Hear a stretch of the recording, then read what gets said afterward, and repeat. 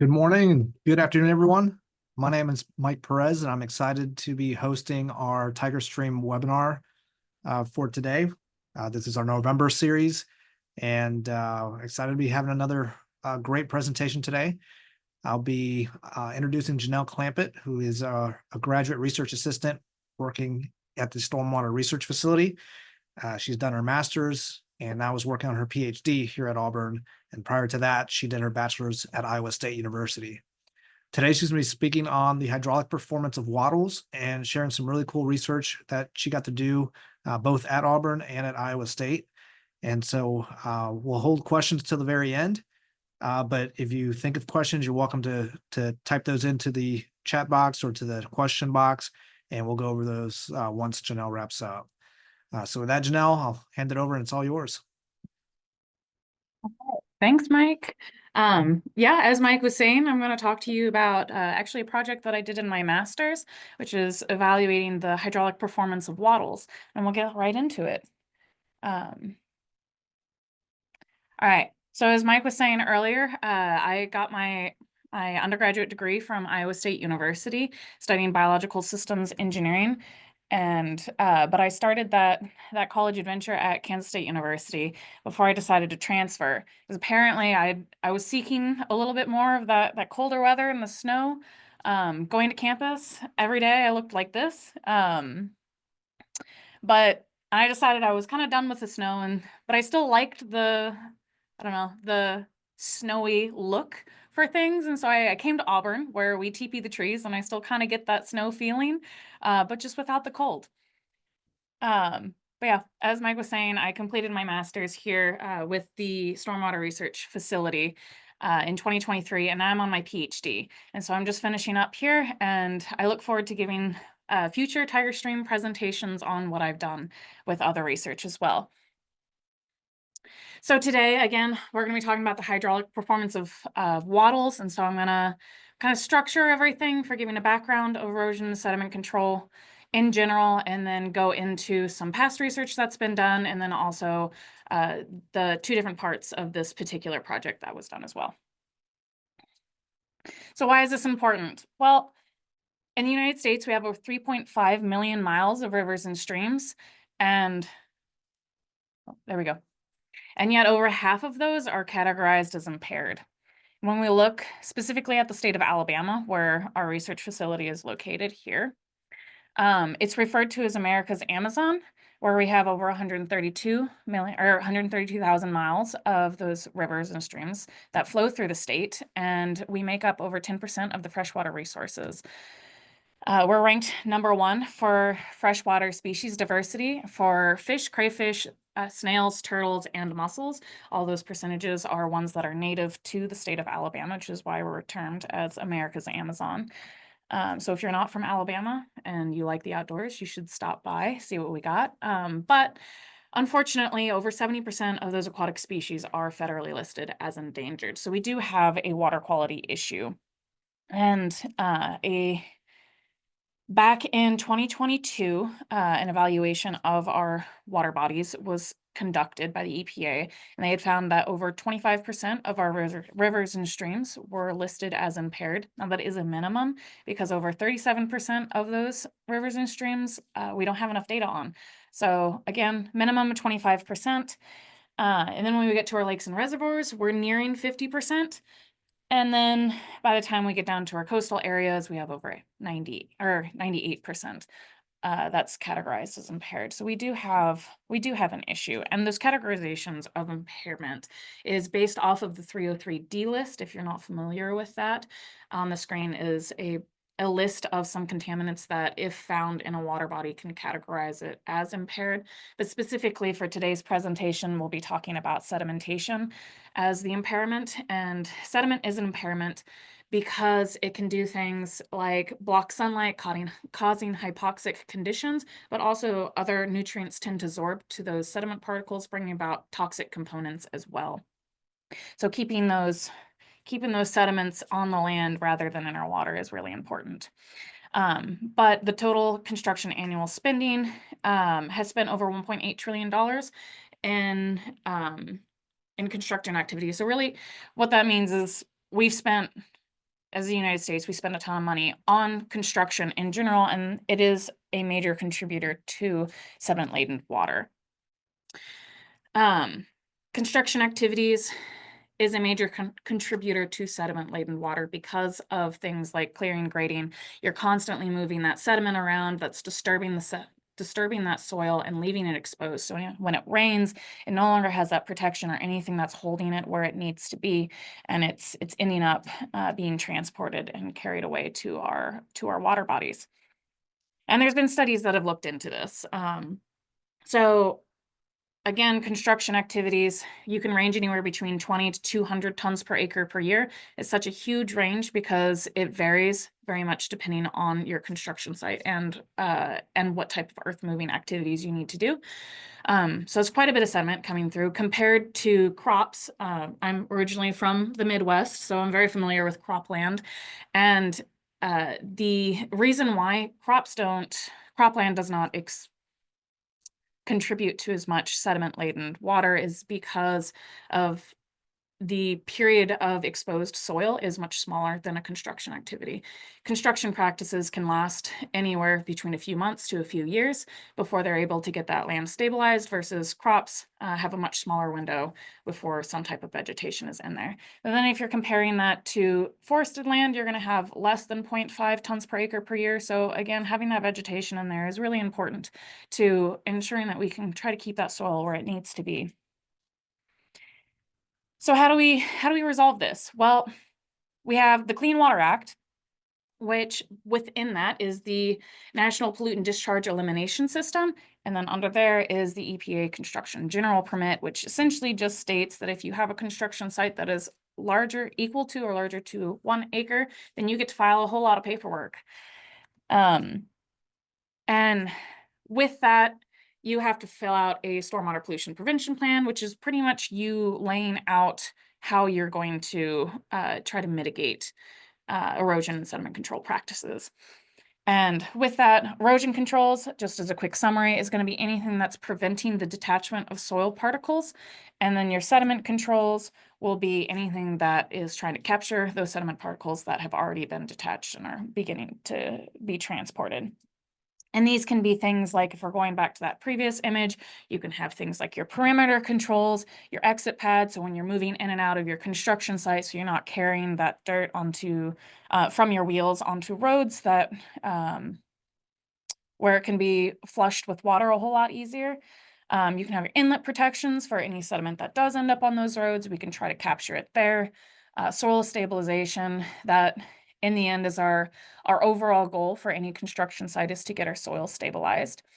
You can have things like concrete washout, that's trying to prevent pollution from your construction activities, tree protection, any vegetation that is there, then we need to make sure that we're not trampling over those roots and end up killing those plants due to just where we're driving our heavy equipment. These things could also branch out to slope protection. These are typically erosion control blankets, anything that's going to provide some type of coverage so that when those rain particles come and hit that surface, it's going to dissipate that energy before it hits the soil surface. And then wattles, which we'll get a little bit more into today. So every state has their own guidelines and preferences on erosion sediment control practices that they prefer to use. So it's important to know which state or what those practices are by your state. So again, we're coming back to that stormwater pollution prevention plan where we have to fill out all of that paperwork if we have that site that's larger than an acre. Just to give you an idea, this is kind of what that would look like. Within that plan, you would have your site map, and you kind of map out based off the terrain, the direction of where your flow is going. So we know for this site, our flow is going to be moving to that bottom left-hand corner of the screen. So we'd want to have some type of thing that's keeping that water, that's going to direct it to that lowest point in the site. In the state of Alabama, we require a sediment basin to be at the last sort of treatment before your water can be discharged from the site. So in this case, we want to have those silt fence protection, either single or double layered, depending on how much flow you're anticipating, to direct that water to the lowest point in our site, where it then can discharge after it's had some time to settle, have those sediment particles settle out of suspension and capture as much as possible. As you progress with your phases, you also need to say how your erosion and sediment control practices will evolve along with your construction site. And in this particular case, you can see that since the terrain has been altered a little bit, they ended up adding a second retention pond in there. And that retention pond also drains down to that last sediment basin before, as a last resort of treatment before discharging. You can see up in that upper right-hand corner, they added along a channel, and that channel is to help redirect the water on the backside. This is actually for a neighborhood area. So the backside of those property lots on the upper corner is going to be sending water backwards now because they altered that terrain. So redirecting it eventually back down to the lowest point so that they can continue on that treatment. They also added in wattles, which is those yellow marks in there. So if we zoom in a little bit more with that, you can see with those wattles, this is what that would look like. So it's just a tubular product that is filled with various different types of fill material that's working to impound that water, which is slow it down and eventually so that when it transports, it's not continuing to erode that channel. And we'll go a little bit more into that in just a minute. So ditch checks. There's a bunch of different types of ditch checks out there. You can have things like riprap, which is really just a pile of rocks, silt fence, wattle, sandbag, hay bale, and a silt dike. Silt dike is more of a proprietary product. When we're talking about ditch checks in general, again, the whole objective of it is to reduce the velocity of that flow coming in, because if you reduce that velocity, then it will reduce the ability of that water to pick up those sediment particles. And also it will give it a chance to drop out of suspension. So reducing the erosive forces and giving it a chance to fall out of suspension. All right. So what is a wattle? If you're not familiar with what that is, on the screen is those black things, those black tubular things. Again, they come in a whole lot of varieties of things. They're tubular products that are filled with various different types of fill materials. We'll go into some examples of that. Typically, it's a degradable material, but it can be used in a variety of different applications, where you can put it in a channel or on a slope, but it's a very popular erosion sediment control product because it's lightweight, it's easy to install, it's pretty cheap, and again, you can use it in a variety of different applications. So there are a variety of different types of wattles out there, but you're pretty much going to be boiling down to wattles that have a high flow through rate and ones that are more designed for high impoundments. So how do we evaluate a wattle? Well, again, if you're looking at high flow through rate versus high impoundments, if you want to get the most out of your product, then you're going to want to target something that has a high impoundment. Each one kind of has its application area. For example, if you're putting this around a street drain, having high impoundments where it's then causing a traffic hazard, it might not be the best implication or installation for that. So you might want something with a little bit of a higher flow through rate just to make sure that you're balancing both sides and not violating anything else with relation to safety for traffic. But for things for high impoundment, anywhere else in your site, again, you're going to want to make the most out of that product. So you're going to want something that's going to overtop that wattle. Because the more water that's coming in, and if it's overtopping the wattle, then that means you're going to have a higher impoundment depth and also a higher impoundment length, which then is going to translate to more area that is protected via impounded water, which is slowing the water down to prevent those erosive forces. So again, you can note the colors. We'll bring this up again later on in the presentation. So originally, we've looked into, there's been studies that have looked into how to install a wattle. And in the past, the previous method, or what a lot of states still continue to do, is you take a wattle and you just drive a wooden stake right through it. And what ends up happening, unfortunately, is these wattles are built of really light materials. So they typically will, when your water comes, just floats right on up. Having something that is just going right through, there isn't any resistance that's holding that wattle to the ground.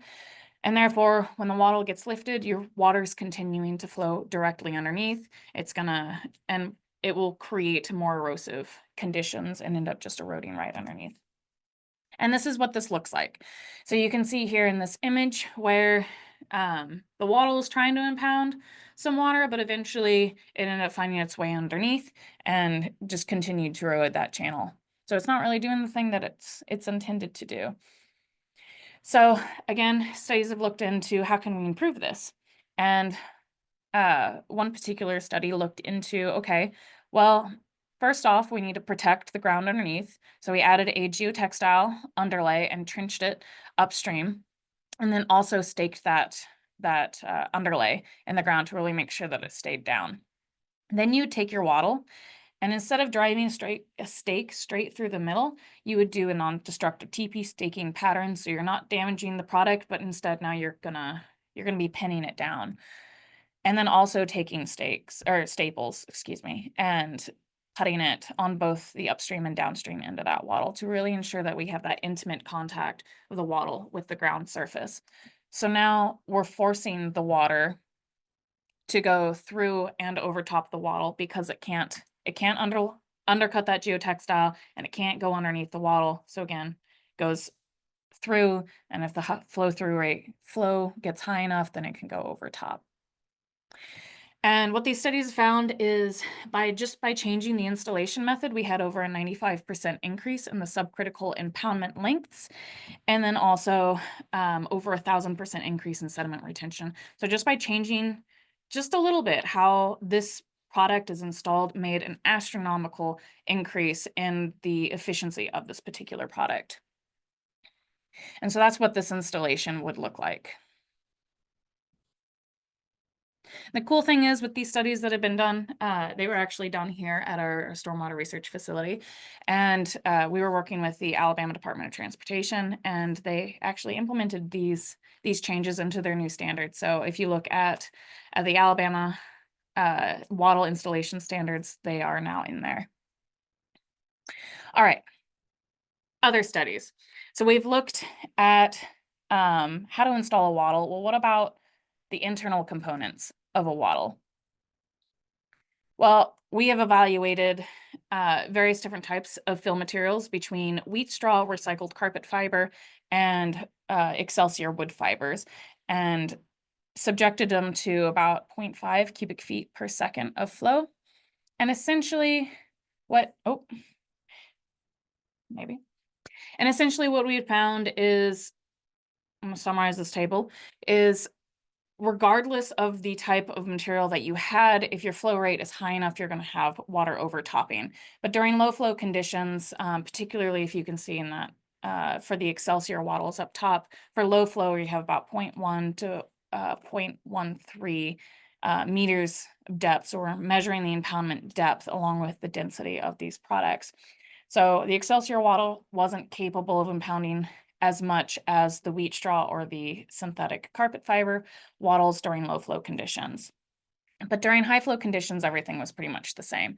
So for the statistics, I'm going to make this really easy. I know not everybody likes statistics. So in short, we're looking for anything that's less than 0.05, and that would indicate a statistically significant change. So you can see here in the excelsior wattles, there is no difference between the medium and the high flow conditions, but there is with the low flow conditions. So in short, what that translates to is the flow through capacity of those excelsior wattles was exceeded. Really just that means there was so much water coming through that the gaps in the excelsior wood fiber material, it wasn't able to allow all that water to pass through, so that those gaps were exceeded essentially, and the water needed to go somewhere, so it ended up overtopping it. So when that happens, the product is comparable to the other two fill materials. And then when we're looking at our straw wattles, essentially the higher absorbency capability equaled higher impoundments. Again, so when your material absorbs more water, those materials within start to expand more, which is decreasing the area for the water to continue flow through, which will result in it overtopping. Another study that has looked into fill materials selected wheat straw, excelsior wood fiber, coconut coir, miscanthus fiber, wood chips, and synthetic carpet fiber for this study. And this one was done in a controlled setting where we had a 5-foot wide hydraulic flume. And this particular study evaluated different slopes, so ranging between 3 to 5% slopes, and then 4 different flow rates between 0.25 all the way to 2 cubic feet per second. And then repeated that 3 times. So this wattle was installed. There was an insert which allowed the individual to secure the wattle down, to mimic the same installation methods that would be found in the field. And then this particular study was evaluating the depth and length ratios. So this was done where the depth ratio is simply just taking the height of the water, the depth of the water, and dividing that by the height of the wattle. And then your length ratio is calculated from the length of the subcritical flow. So from the middle of the wattle back to where you would have that hydraulic jump, and dividing that by the theoretical flow length, which is really just a standing pool. How much water is that wattle capable of impounding, assuming that water is impounded to the height of that wattle. And then those results were put into a table that looked like this. I'm going to use this for my study portion that I did as well. So we'll go through what this means exactly. So again, that depth ratio, since we're taking the height of the water, dividing it by the height of the wattle, we want at least 100% of that depth ratio of at least 100%. And really that just means that the water is at least at the height of the wattle. Anything above that is going to be overtopping, which will be over 100%. And then we want a length ratio of at least 80%.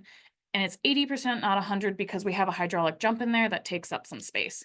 So if we have those 2 percentages, then we'll have that box in the upper right-hand corner, which I will be terming as the performance target window.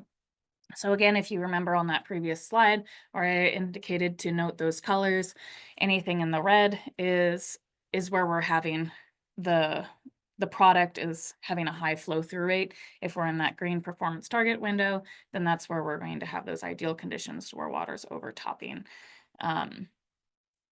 So the study looks at a variety of different installations, as what I'd mentioned earlier, 3 different slopes, 4 different flow rates. Repeat those 3 times, which comprises a total of 36 total tests. The black dot in the middle is the average of what all of those data points are. So when we look at these results, we can see that for the wheat straw and the coconut coir coconut coir wattles, we have for the wheat straw, the average is just outside of that performance target window, but it's not too bad. And then our coconut coir, our average is just barely within that performance target window. So this one performed really well when we're looking at all of the other different types of materials that were evaluated for this study. You can see that our excelsior wood fiber, we don't have any of those data points that made it into that performance target window, and the average is fairly low compared to the others, whereas the other ones had all performed really well. So in short, what this really means is that the fill material really does make a good bit of difference. So in short, from all of the literature review that's been done on wattles specifically, a summary of all this is for the installation, having an underlay is really important to prevent that undercutting and downstream scour, and ensuring that you maintain that intimate contact with the wattle to the ground will also ensure that the product is capable of doing what it's intended to. When we're looking at the fill materials, again, the type and the density of those materials do result in a significant impact of the impoundments. Now moving on to the study that I have done. In the past, again, we've looked at how wattles are installed and the different types of fill materials. We haven't looked into the encasement. So the outer part of the wattle, let's go into that one. So again, for my study, we were trying to, the overall research question was to examine wattle impoundment capabilities by using an encasement with a low percent open area and various material types. So we had evaluated a whole variety of different materials. We did cotton polypropylene, a bamboo cotton mix, and a polyester polypropylene mix. And you can see here is a graphic of all the different types of percent open areas. That's what the percentages are on the bottom. Or in the images, it's the graph, or I'm sorry, the gray, pardon me. The black on the image is the area where water would be able to flow through. So that's that open area. And the white represents the different types of netting styles that are out there. So you can see the control is that plastic netting that typically comes with a whole lot of types of wattles, and it has a really big percent open area of 92%, which is so large that we know that that's not going to impede the impoundment abilities at all of the material.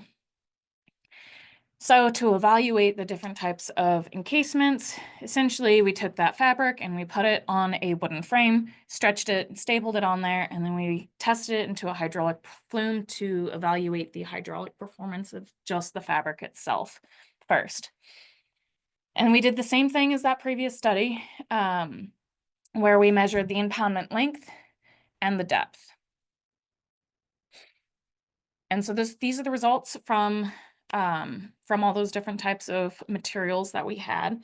Or you can see that for our impoundment length that is graphed on the x-axis and the depth is on the y-axis, we're really achieving quite a lot of impoundment length for those controls, and the bamboo a little bit less with the polyester and the polyester polypropylene mix.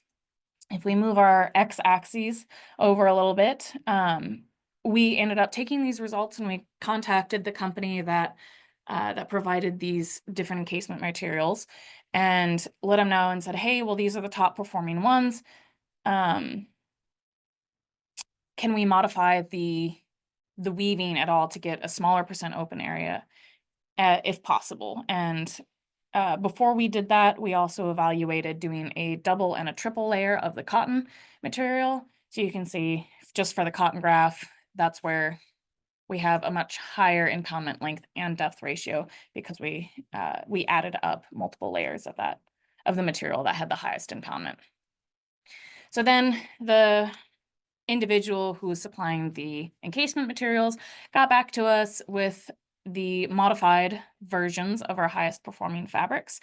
And that's what the C2M is. That, for example, the C2 is the original particular cotton weave that we had gotten originally. And the M really just means at the end was the modified, the tighter weave that they were able to get with their machines. So you can see here that with all of the different products that we have, the cotton was able to perform better, but for the polyester and polyester polypropylene mix, I'm sorry, the polypropylene and the polyester polypropylene mix fabrics didn't really have a change, and the bamboo cotton mix actually decreased in performance, which was an interesting result. But then we went back and we did a double and a triple layered again of the modified cotton fabric, and we were able to increase those impoundment lengths and depths even more. So this is what it would look like with all of those graphed together, and just kind of reduce a little bit of that chaos.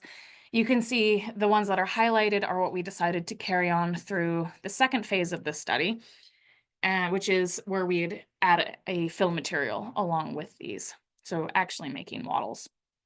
And we selected the best polypropylene, polyester polypropylene mix, and cotton, and then also the triple layered cotton. We didn't select the bamboo one because this study was done during COVID, and due to supply and demand issues, we could not get enough of the material of the bamboo cotton mix in stock for us to be able to use that. So unfortunately, we weren't able to use the bamboo cotton mix for the second phase of the study.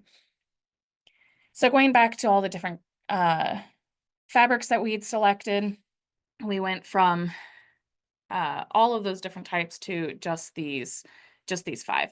And these are the percent open areas that we had for those particular types of materials. So we're ranging anywhere between 2.5 to 37%. So now trying to select the fill material. So we selected the fill material based off of the previous study that I had went over earlier. That was actually done by Dr. Blake Whitman while he was a graduate student. And so you can see with the variety of materials that he had was miscanthus, wood chip, synthetic, and coconut coir. All of these did fairly well, and they were already in their performance target window. So we didn't want to select any of those because we were looking to find a product that we could take that already had a lower impoundment capability to see if we can improve it to be comparable to the others.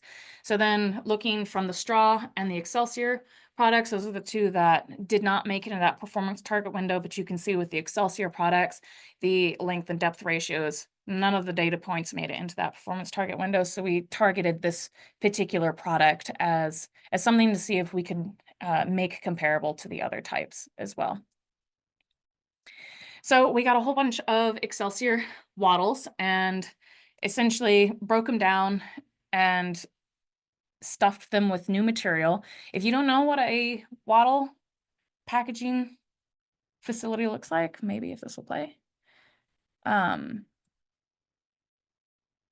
we go. So typically when wattles are made, there's this really big auger machine where you just put in your fill materials at the top, and like an auger, it will send all of that material out through this tube where they have the encasement socking material kind of pushed over that. So as the material is feeding through that tube, it'll automatically fill this wattle. So I did my best to recreate that with the constraints that I had. So I took a concrete form tube and put the encasements over top of that and used a pallet lift on my leg to compact that and get it into those wattles.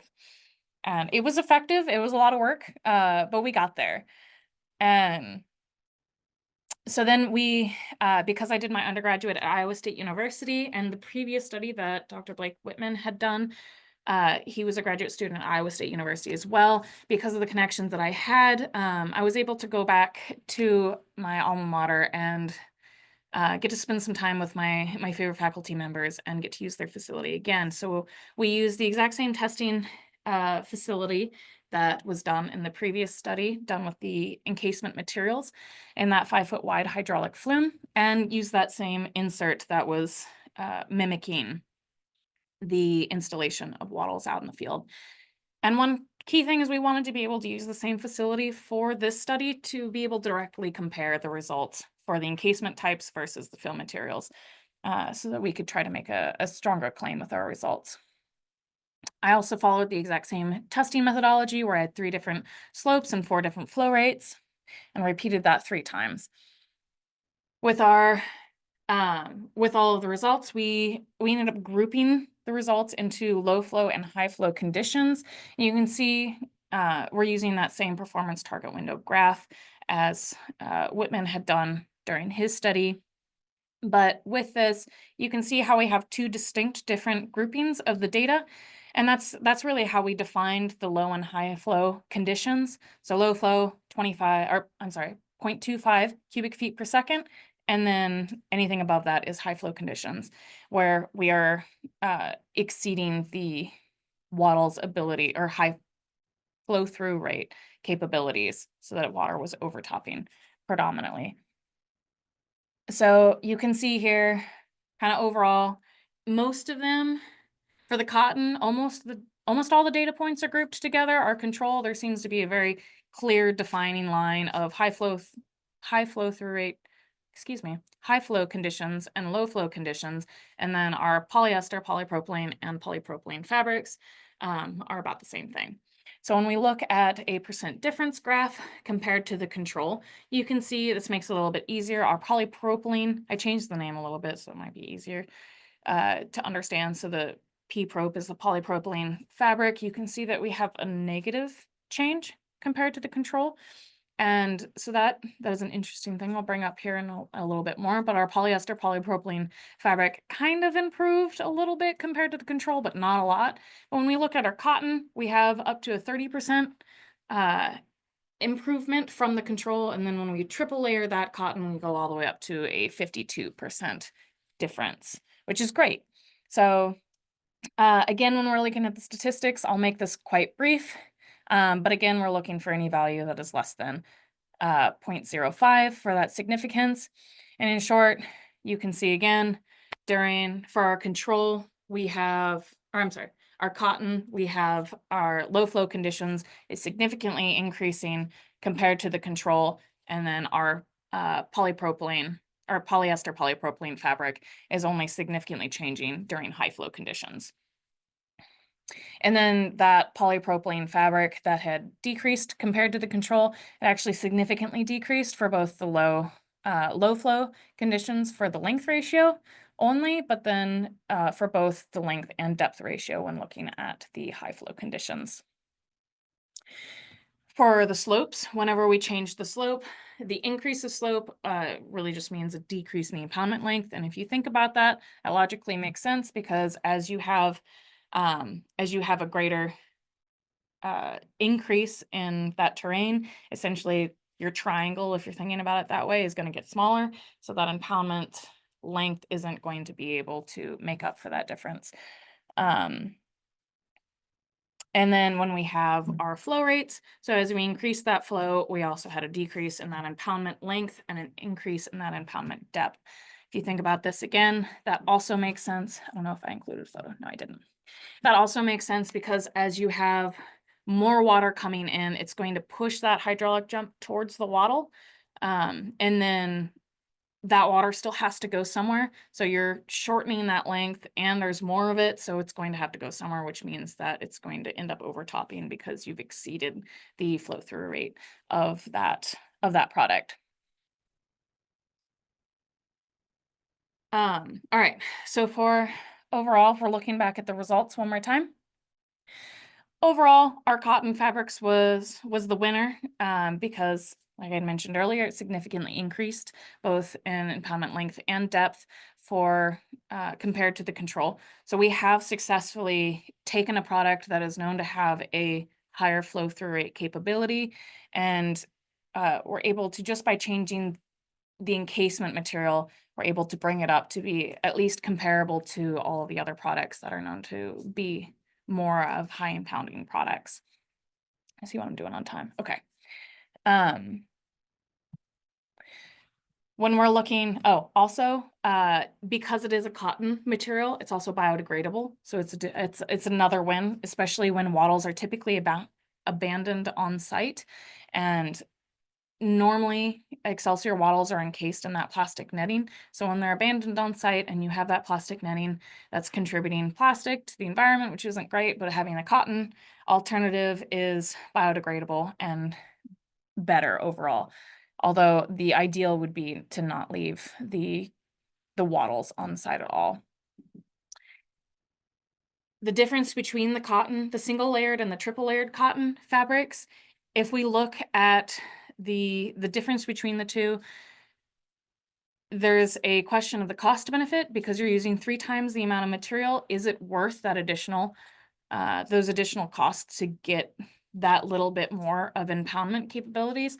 And there would need to be a cost analysis done, because you could argue in saying, hey, if you are increasing the spacing, so if you're installing your wattles based off of the length and depth of the particular product, essentially it would translate to, you wouldn't need to put the wattles as close to each other if they're impounding more.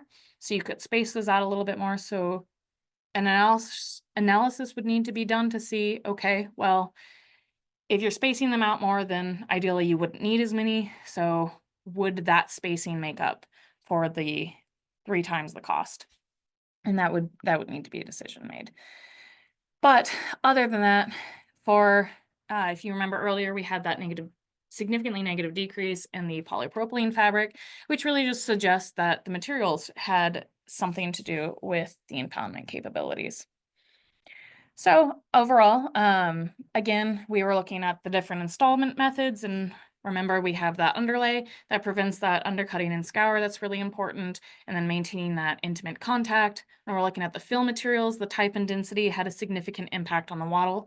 When we ran a correlation on the percent open area with the impoundment capabilities of these fabrics, we were not able to find a statistic correlation between the two, but we were able to find that the material does have a significant impact on the impoundments.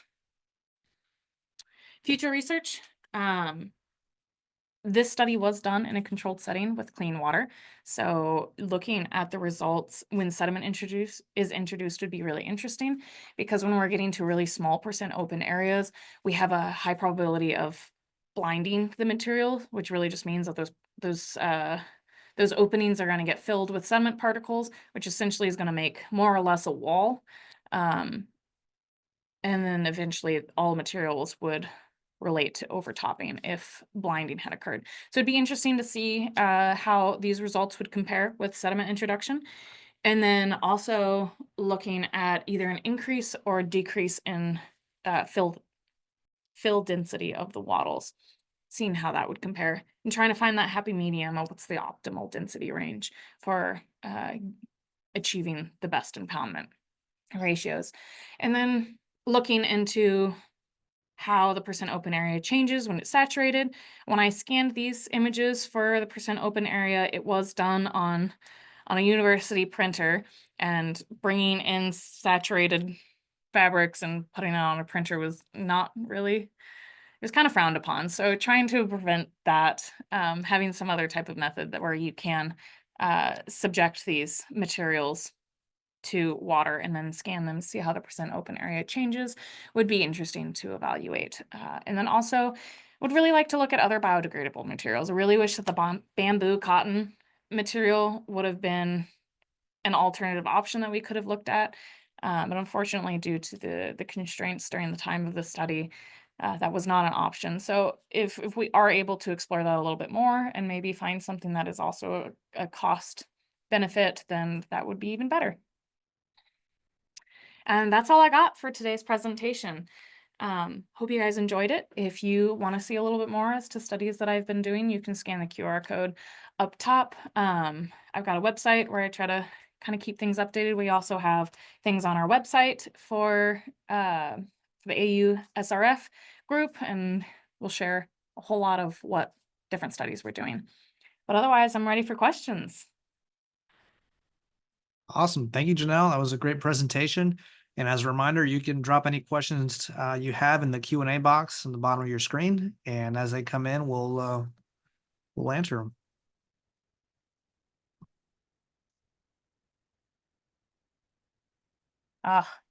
No questions? We Makes do me have feel like questions. oh, dang it. I'll read them to you here, Jannell. Okay. So, John Amos is asking, when doing a cost comparison study on different products, you should consider replacement cost based upon the desired time of construction and exposed soils. Do you have any comments to add to that? So cost of having to replace the wattle entirely to ensure that it's still impounding? Yeah, well, I guess the comments really, when looking at different costs, consider the long-term cost, not just the initial cost of installation, but also looking at how the product will degrade over time and what's the replacement, how many times you have to replace it during the life of the construction.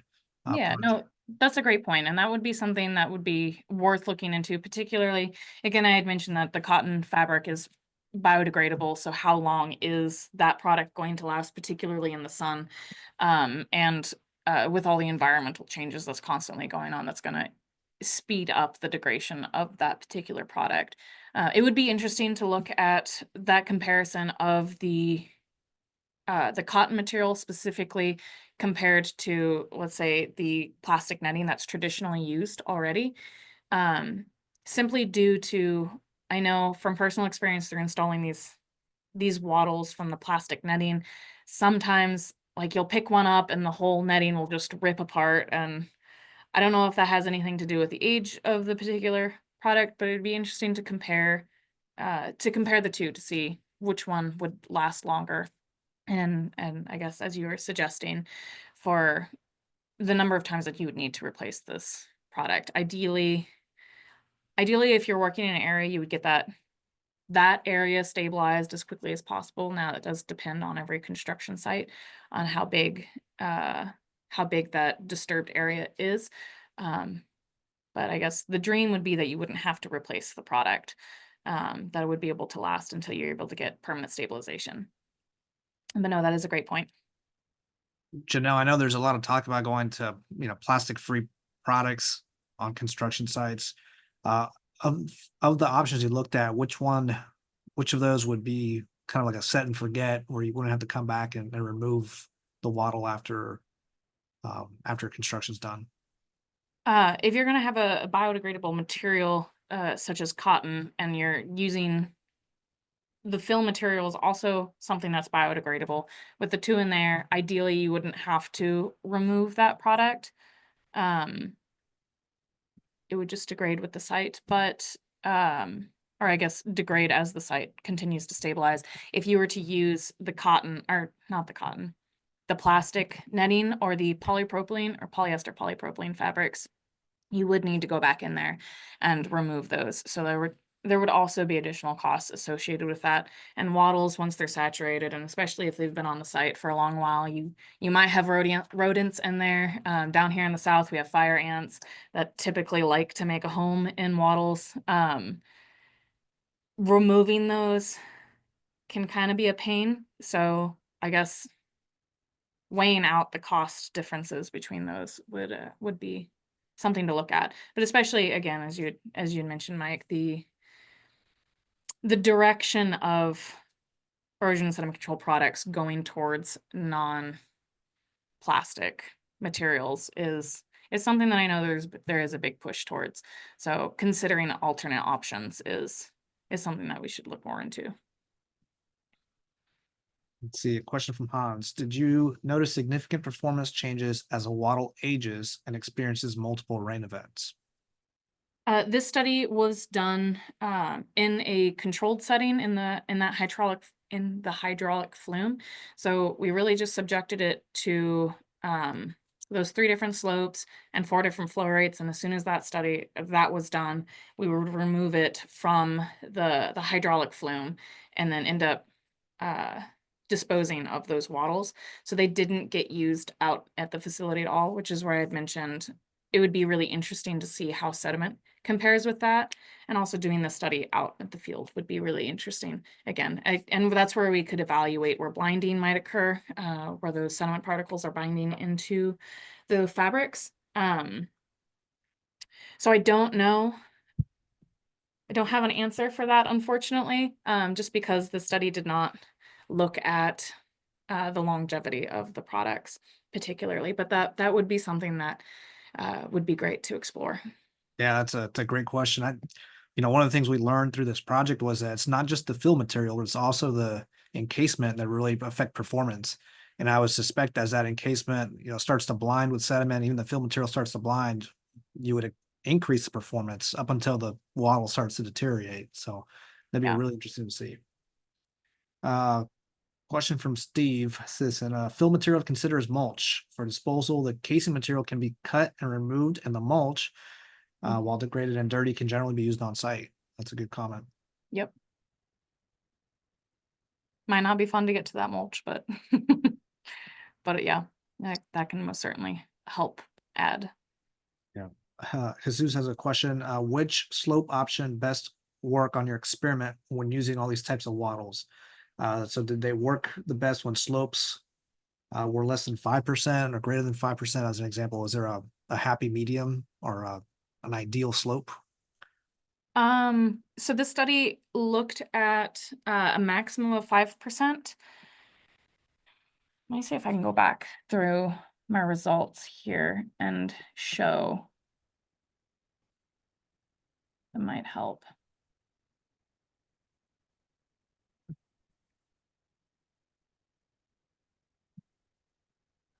Maybe.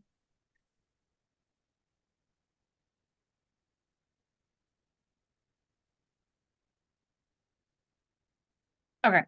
So when looking at these results, you can see that, again, our high flow conditions. And we're not Oh. seeing the screen, Jannell. Say that again. Oh, you're not seeing the screen? Oh. How's that? Yeah. Okay. So when we're looking at just the slope, it didn't seem to have that much of an impact. It was more about the flow conditions. Struggling with my mouse. Okay. Yep. Again, so we looked at only 3 to 5% slope, so that's not a very large window that we had. When we're looking at, I don't think we ran I believe we ran statistics on the slopes and there wasn't really, yeah, we did. It's on the bottom here. Pardon me. Oop. There. Essentially, the greater your slope is, the significant decrease in performance that you're going to have. So I guess the better answer for this would be having more shallow slopes is going to result in having longer impoundment lengths, and ideally you will have a lower impoundment depth, but for sure a longer impoundment length. And when you have a larger impoundment length, that's going to cover more of your ground. So if you're targeting smaller slopes, that would be my recommendation. The smaller your slope is, the better coverage that you're going to have. So if you're having slopes above 5%, it's probably not doing as well as what it could be. There might be other products that might be a better fit for having long-term protection, and that could be things like a silt fence, for example, to where you could get higher impoundments with that steeper slope. But it depends on your construction site. That might not be the best installation method, and a wattle might be the best way to go for that. You would just have to put more of them along your slope. So more wattles if you have a steeper slope versus more shallow is less. So you'd be saving more money using them on a shallower slope, but I mean, you can't really choose what the terrain is sometimes. So I don't know if that really answers your question.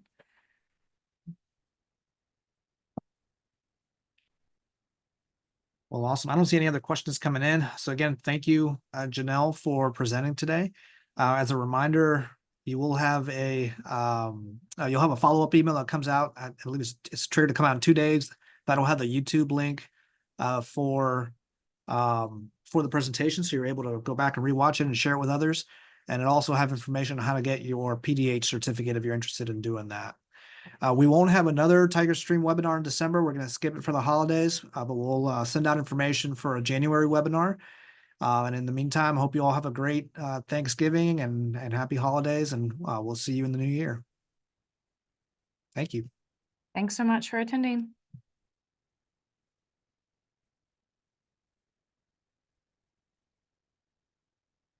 What was our overall count?